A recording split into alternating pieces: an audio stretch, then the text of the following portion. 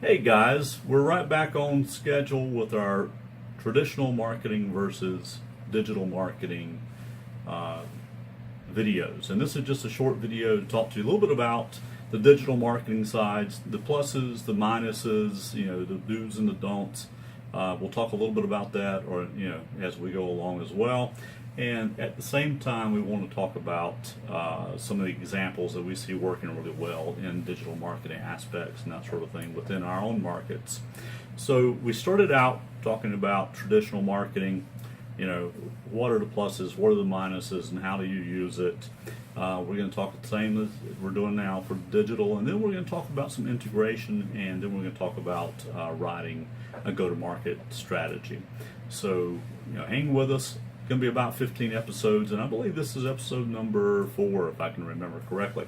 So let's talk about the positives of using digital marketing. We know that it's just the rave today, number one. But there are some issues, so we'll get into those in just a minute. But did you know that the cost per touch in digital marketing, of course, is a lot less than it is per touch in traditional marketing? That has been one of the biggest issues. Of course, it doesn't mean that the overall cost is lower, but it simply means that the cost per touch can be a lot less. The other side really is that the scalability of digital marketing is a lot easier to scale to your audience in digital. There's a situation where you may have a very targeted audience, and it may only be 20 or 30 or 40 prospects in that audience that you want to be able to get to. But at the same time, if it was 40,000, you could get to them with the same channel, the same method, and the cost only goes up on a per individual basis, very limited. It depends on how you're getting your message out there and what particular tools you're using in your digital marketing. One of the biggest things I think that is a great plus is there's no real obsolescence in digital marketing. I think from this perspective of when you think about print and you think about the manufacturing that happens with plastics and other things that we use in the traditional marketing sense, you always have obsolescence, you always have concerns about sustainability, etc. But we don't really run into that with digital. I'm sure there's some type of a footprint that we're leaving behind. We just haven't quite discovered and publicized as much as we probably should, but it's certainly out there.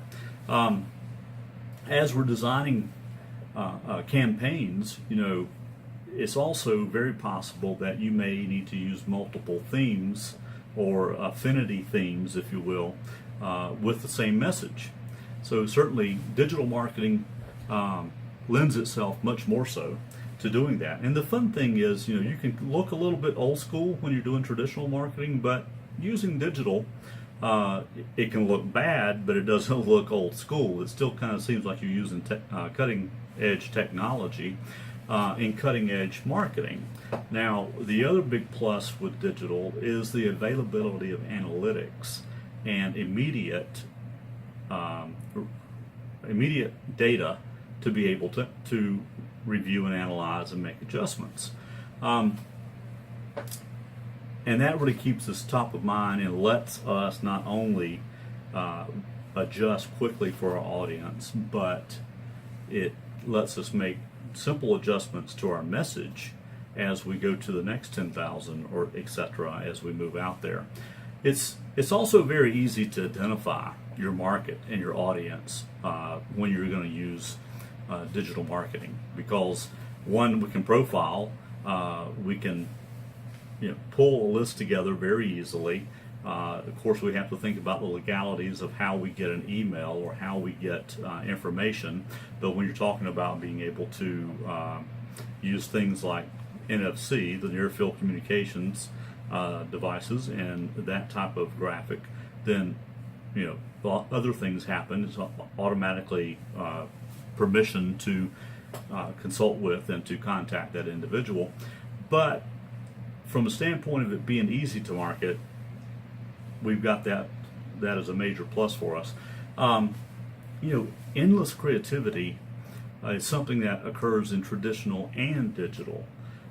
but being able to add and change the art and the message and the look of what we do is so much easier on the digital side.